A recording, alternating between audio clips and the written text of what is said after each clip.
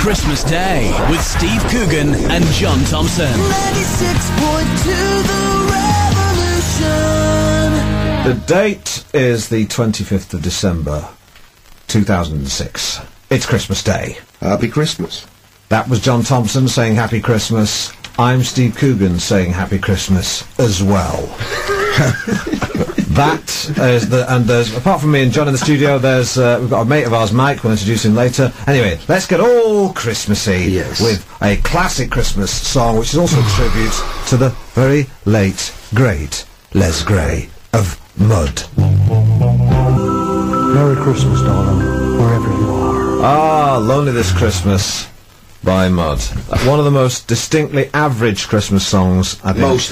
Most Christmas songs. They are, aren't they? Absolutely. Anyway, just to remind you, listening to 96.2 The Revolution, I'm Steve Coogan. A very Merry Christmas to you. John Thompson's in the studio. Ho, ho, ho. Too. Season of goodwill.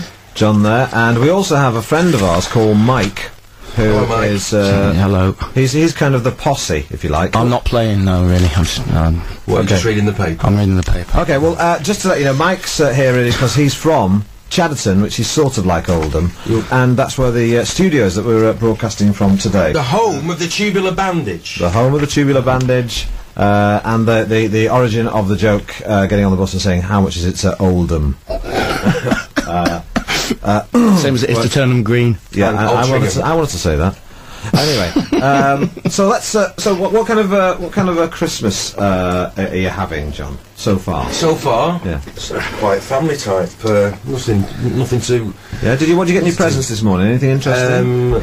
Any tubular bandages? No tubular bandages. A Yarny Any CD. Tubular bells? A Yarny CD by Mike Oldfield. No tubular bells either. Never mind, tubular bells. Quite seasonal sounding tubular bells, I think. Now let's talk briefly, because it's Christmas, about turkeys. John, any memorable turkeys? It's very trendy these days to get organic turkeys. Yes. Have you noticed that? It's when we moved house, we inherited a faulty oven, and I had to get up and baste the turkey all through the night because it wasn't hot enough. Really? Yes, and all the juices were running. I don't actually like turkey meat; it's very dry. Well, it depends how you cook it. Yeah. Now, what I have to say, before the days of organic food, before it was trendy, there was only one kind of food, and that was really big food. And we got a turkey from a local bloke who was a butcher, and we were always really pleased we could get the biggest turkey, because the reason it was so huge, it was actually a 48-pound turkey we had, and we had to... Did you have an oven big enough? We had to literally... like, kick it into the oven. And I'm just thinking, it must have been full of so many steroids when it was alive in its last days, that it must have been saying, somebody, for God's sake, shoot me. 48 pounds. 48 pounds. But do you know what? But you haven't got a big family, though. Yeah, well, exactly. I'm saying that there's only one kind of food, and that was enough food or not enough. And the other thing my brother pointed out to me is that we never had, we never ate fresh bread, but we always had fresh bread in the house, because we had to finish eating the stale stuff before we could eat the fresh stuff, by which time the fresh stuff had gone stale. All we needed to do is skip one stale loaf, and we'd be back on track. You'd be alright. Exactly. Did you still make thin sliced bread? Do you remember thin sliced? Well, I don't think you'll have much trouble finding thin sliced bread in this neck of the woods. Easier than finding a Starbucks. Oh, I've changed. Right, okay. Anyway, let's have another song. This is it's interesting actually. It's what my mother does with the sprouts. It's Being Boiled by the Human League.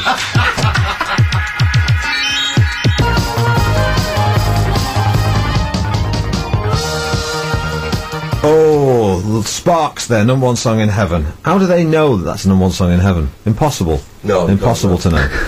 Anyway. They were brothers, weren't they? They were brothers, Ron and Russell Mayle. That's right. Very strange couple of chaps. Someone slightly neo-Nazi about one of them. Slightly neo-Nazi and a bit gay. All very strange at the time. Jim Morrison. Confused me, I was very young. Okay, now listen, it's Christmas Day, so it's time for a Christmas story. None of that Christmas Carol rubbish by Charles Dickens. We've got a much more bang-up-to-date Christmas story from John Thomson, and to set the tone, we're going to use the music of Yarny. Yes. Now, I don't know if anyone remembers Yarny. I'm a big fan. Yarny was married to Linda Evans, known as Christelle, is it? Crystal Carrington. Crystal Carrington. Big shoulder That's pads. right. Dynasty, yeah. In Dynasty. And he looks a bit like Tony Farino, that He does. slightly failed character that I did 10 years ago. Good live. Yeah, good live. Yanni's got a moustache and long hair, but this is music. And John is now going to tell us a lovely Christmas story to the music of Yanni. And here it is. Well, basically, my mum is a bit of a bargain hunter and has a tendency to buy Christmas products after Christmas is finished for next year. So she'll buy crackers or cards on the cheap. Anyway, one year my mum bought some very cheap Christmas crackers. Now, for some reason in our house, and I don't know why we did this, we had a margarine tub full of old novelties from crackers and Kinder Egg toys. Full, absolutely full, in a drawer in our house.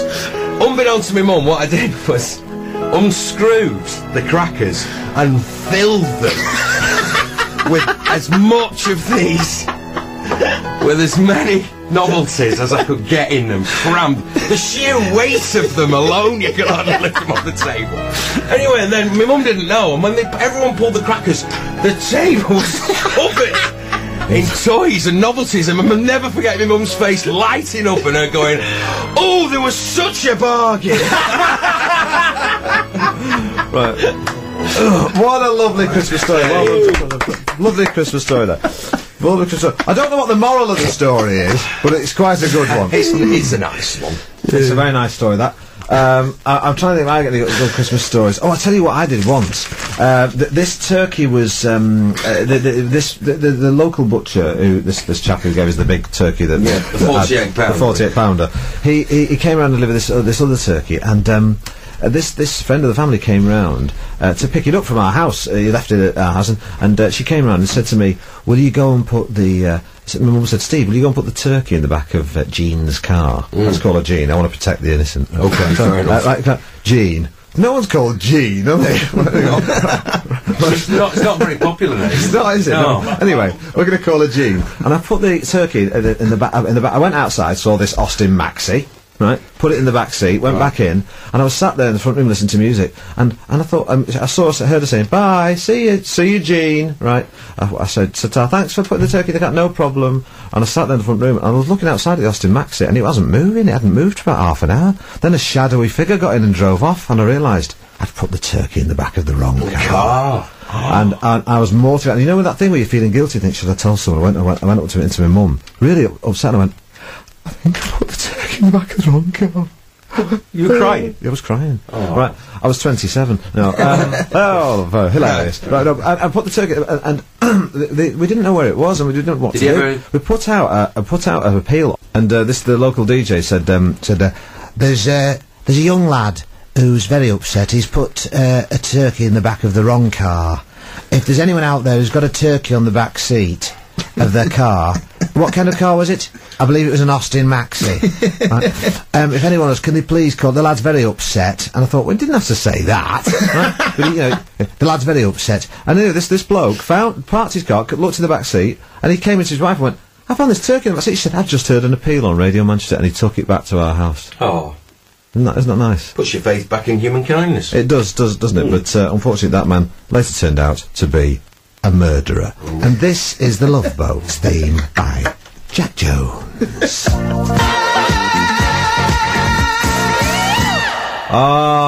The Love Boat theme there from Jack Jones. And what a rubbish series that was. It wasn't good, was it? It was terrible. But Jack Jones, of course, better known these days for being the Cockney rhyming slang, for being on your own, on your Jack Jones, something I wouldn't wish on anyone on this very festive day of the year. Why do DJs do that? Let's stretch the sentence out to the end of the... like I'm not doing now. Okay, so, John, we were talking about Christmas presents, and you were saying that we were talking about Action Men. Yeah. Because I knew someone that wanted an Action Man for Christmas, and he was very disappointed to receive a knitted one from his nana. How can you knit an Action Man? She knitted him one. Can you imagine that? Really cool. Can you imagine how upsetting that would be, saying, "We've got you an Action Man. Here you go. It's knitted." You can't knit an Action Man. Well, his nan did. That's terrible. It's more crochet, probably, in retrospect. Horrible. It's not the best, is it? No. I mean, what was it? I'd like to know what type of Action Man she attempted